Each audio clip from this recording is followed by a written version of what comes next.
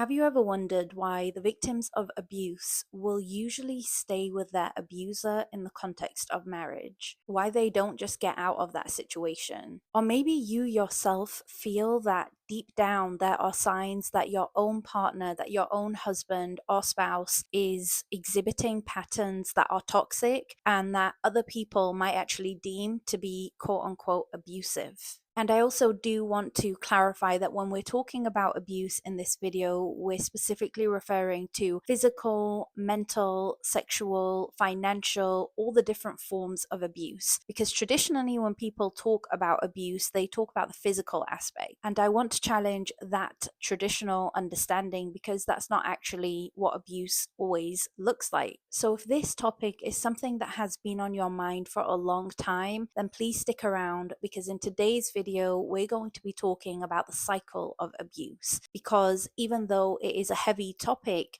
there are patterns and there are features that it's really important to be aware of so that you can understand if you are actually in a cycle of abuse. And if so, which part of the cycle you might be experiencing right now and how you can prepare, how you can anticipate what to do next. Because if you are informed or a loved one is informed about the patterns, about the process that usually occurs in the cycle of abuse, then you can protect yourself. You can protect other people and you are just more empowered. And so I hope that this video finds you in a moment where you can derive some benefit from it. The first step to anything is being informed, and then the second is deciding and taking an action. And if you are finding yourself at a point where you do feel indecisive, where you're not quite sure what the next step to take is, then that is a sign that you need to go back to the information, to the data, and learning more about yourself, about your situation, about healthy and unhealthy relationships in general, so that you can make a wise decision, that you can make an informed decision, and you can protect yourself and stay safe. That is the most important thing. And the reason that I felt obliged to make this video today is because of the work that I do with my own clients in therapy. And inshallah, the information that I'll be sharing today is what I wish every single woman knew about relationships, about what is healthy in a relationship and at what point things can look and become abusive or even toxic in a relationship. And I pray that Allah brings you the clarity, the closure, and even the safety that you need right now. And with that, let's jump right in.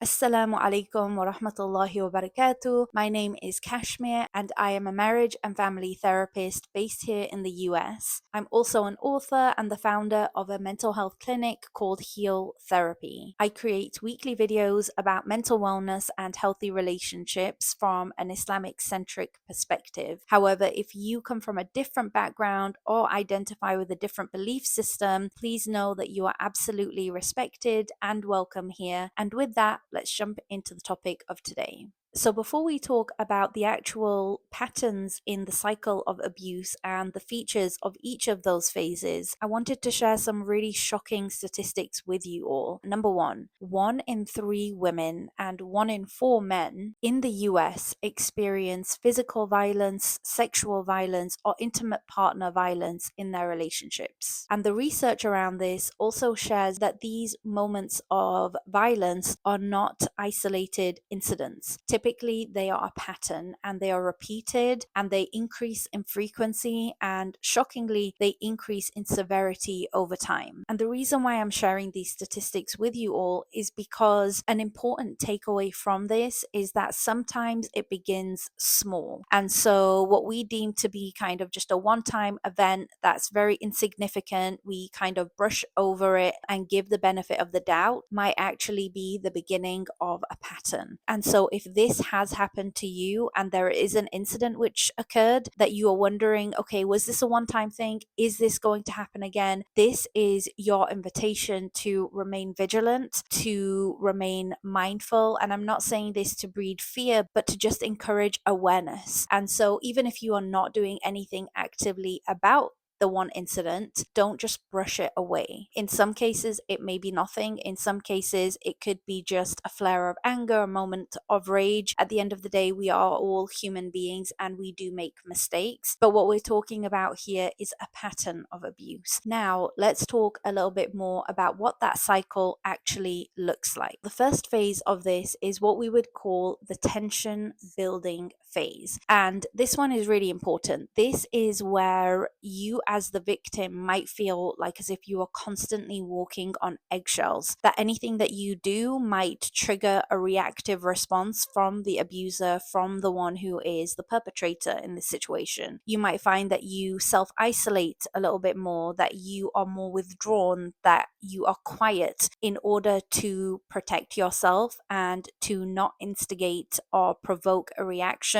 from the abuser, from the one who is the oppressor. And now moving on to the next part of this cycle, which is what we would call an acute explosion. This, just as the name suggests, is where the active abuse occurs. As we said in the beginning of this video, it could be physical, it could be mental, it could be financial, it could be any form of abuse here. And as we also mentioned, it may begin small, and as the research suggests, over time it increases in frequency and it increases in severity as well. The next phase of the cycle is one where I feel a lot of women second guess themselves and they go against their intuitive feeling. And that is what we would call the honeymoon phase. And as the name suggests, in the honeymoon phase, the abuser will actively beg for forgiveness. They will go above and beyond to apologize for their act of abuse. They will do anything that they can to ensure that their victim does not leave. And this is a really, really important thread, that when it comes down to leaving an abusive relationship, that is when the research shows that it is extremely dangerous, actually. And so we'll talk a little bit more about that inshallah later. But coming back to the honeymoon phase, in this phase you might find that the abuser is giving gifts, they are showering you with compliments, they are doing everything possible in order for you not to leave that situation. And then the next phase, as we talked about, is the tension building phase again. So there are three components: one, the tension building phase; two, the acute explosion; three, the honeymoon phase, where everything seems fine, everything seems like it was just an accident, just a one-off situation. And this is where, as I said, most women get tripped up and they usually forgive their abuser. And so if you can recognize that this pattern, this cycle of abuse is an emotional roller coaster, and the victim often feels whiplash. Like there are so many different emotions. There is one, the nervousness, the anxiousness,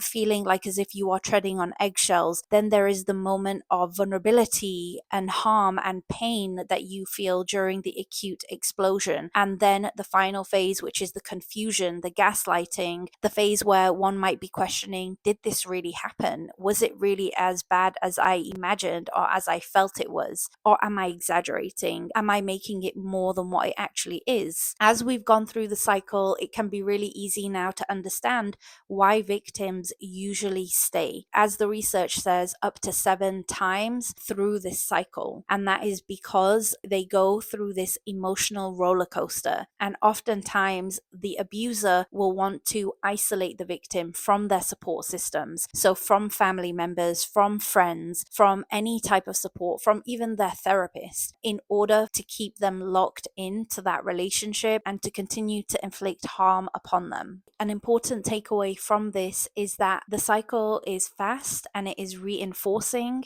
and it will not stop until an action is taken to interrupt that cycle or to seek external help. As I said at the very beginning of this video, education and being informed is really, really important, because if you don't know what you're experiencing, you're not able to name it, you're not able to identify patterns within that cycle, then how can you seek help? how can you interrupt that cycle? How can you bring yourself to safety if you don't know what safety really is? The sooner you recognize this pattern, the sooner that you can do the things that you need in order to change that cycle. I wanted to end with just 3 practical things that you can do if you are finding yourself in this pattern. And the first one is on a personal level. I want you to build your support system. If you have found yourself isolated over the years, if you found that the partner who you are with has been intentionally steering you away from family, from friends, from support systems like therapy, or anything like that, go back and re-engage with them, inform them about what you have been experiencing. I know it can be really difficult to be vulnerable and to be open, but once you are able to reconnect with your support systems, you'll find that the path to safety becomes much easier for you. On a similar thread, it's really important that you are documenting everything. So dates, times, incidents, anything that happens that leads to a question mark in your brain, please write it down and write down the emotions that it evoked, and then you will be able to identify the patterns. You'll be able to have dates, times, and so when that honeymoon phase comes and you almost feel like you're being gaslit, then you can go back to what you documented. You can go back and reflect over the incidences as they occurred and as you remember them. And number 2, which is on the spiritual level, ask Allah for help and assistance. As you are reestablishing your support system, ask Allah, because He is a part of your support system. Make dua, and also specifically waking up at tahajjud. There is a link between tahajjud and clarity. And if you feel like clarity is the thing that you're missing right now, then tahajjud is the perfect opportunity for you to do that. Obviously, in that process, you are also connecting with your maker and connecting with your creator as well. And number 3, which is on a psychological level, is seek help with someone who understands mental health. They will be able to connect you with resources. They will be able to offer an alternative perspective, someone who is a third party, not family, not friends, someone with an understanding of what abuse really looks like. Last but not least, if you are finding yourself concerned about your relationship, about your marriage, please reach out to us if you are in need of that support. We offer at our clinic 15-minute free consultations for all requests that we receive. The very least that we can do is connect you with resources in your community. Thank you so much for listening, and inshallah I will see you in the next video. Assalamu alaikum.